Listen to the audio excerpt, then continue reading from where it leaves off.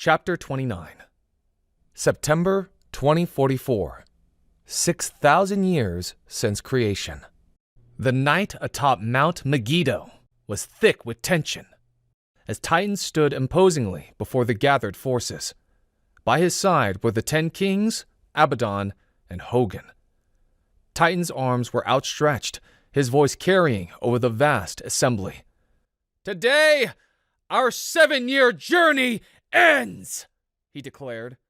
"The god of destruction has tried to bring us to our knees, but we are unified and refuse to bow. The time is now. The final battle is upon us." Titan turned to face the heavens in total arrogant defiance. "Face us, coward, if you dare!" The crowd below erupted into frenzied cheers, their voices merging into a thunderous chant. "Hail Titan! Hail Titan!" they roared, their fervor echoing through the night. With a dramatic sweep, Titan turned to face the north. All, poised with their high-tech bows and arrows, mirrored his readiness for the coming confrontation. On the horizon, a brilliant light began to manifest, growing steadily brighter as it drew nearer. At the base of the mountain, the militia prepared for the impending clash. Weapons were drawn, and war horses snorted impatiently, their restless energy reflecting the brewing storm of battle. As dawn approached, the sky remained dark and heavily overcast. In the upper atmosphere, a blinding radiance heralded the arrival of Yeshua. Adorned with many crowns and draped in a robe stained with blood, his face remained hidden by divine brilliance.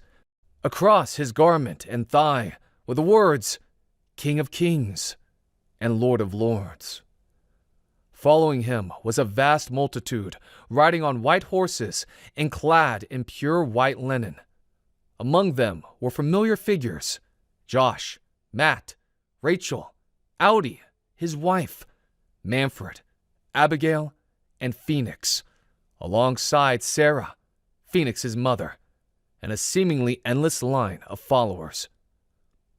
A mighty angel stood in the sun, silhouetted by his brilliance. His voice, thunderous and commanding, called out, "Come, birds and animals, gather for the great feast of God.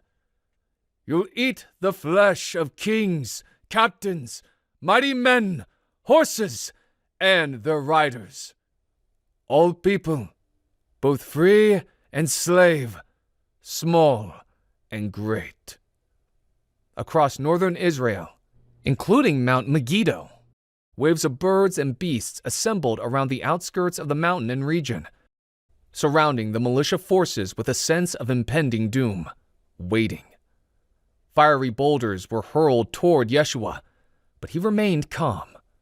Opening his mouth, a flaming sword emerged, slicing through the air with divine precision. The boulders exploded mid-flight, turning them into clouds of smoke. The sword began cutting down the militia gathered, causing them unwillingly to drop to their knees. Hogun, his gaze fixed in astonishment, looked up at the sky. His eyes fell upon his son and Sarah, a mix of shock and sorrow etched on his face. Abaddon's voice bellowed, "Fire!" The remaining militia released a volley of fiery arrows toward Yeshua and his followers, but the arrows disintegrated into nothingness before they could reach their targets.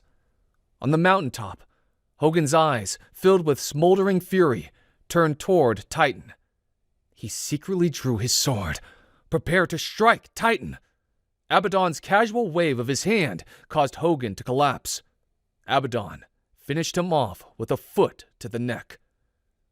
Titan aimed his bow at Yeshua, but as Yeshua drew closer, his radiant presence knocked Titan's bow from his hand, sending it crashing to the ground.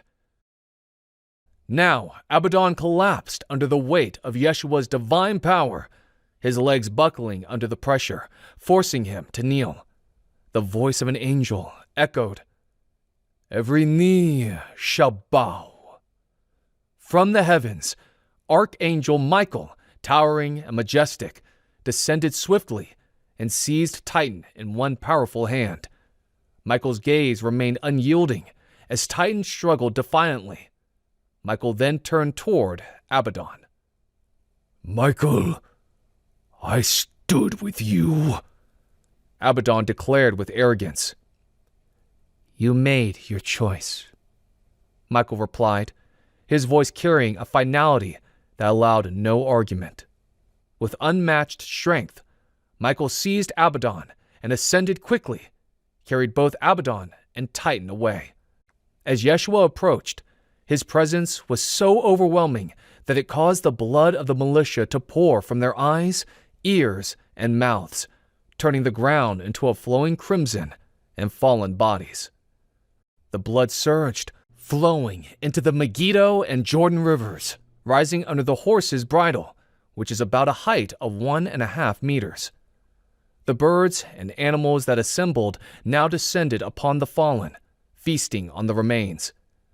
Yeshua descended upon the Mount of Olives with a blinding brilliance, so intense it illuminated the broken city of Jerusalem. The mount trembled violently beneath the weight of his arrival. The earth cracked and split, creating a north to south chasm between the mount and the city. Additionally, the Mount of Olives split down the middle, east to west, causing part of the mountain to shift north and part to shift south. The split extended from the Dead Sea to the Mediterranean, and the Dead Sea began to drain. Those militia forces who had specifically come against Jerusalem knelt like statues, unable to move, as their bodies began to melt away like wax in a furnace. Their eyes dissolved within their sockets, and their tongues within their mouths. What had once been a formidable army was reduced to haunting remnants, consumed by the brilliance of Yeshua's light. The Dead Sea, now empty of water, revealed a horrifying lake of fire. Its flames reached toward the sky, casting a glow over the land. Michael descended with Titan and Abaddon, casting them alive into the searing inferno.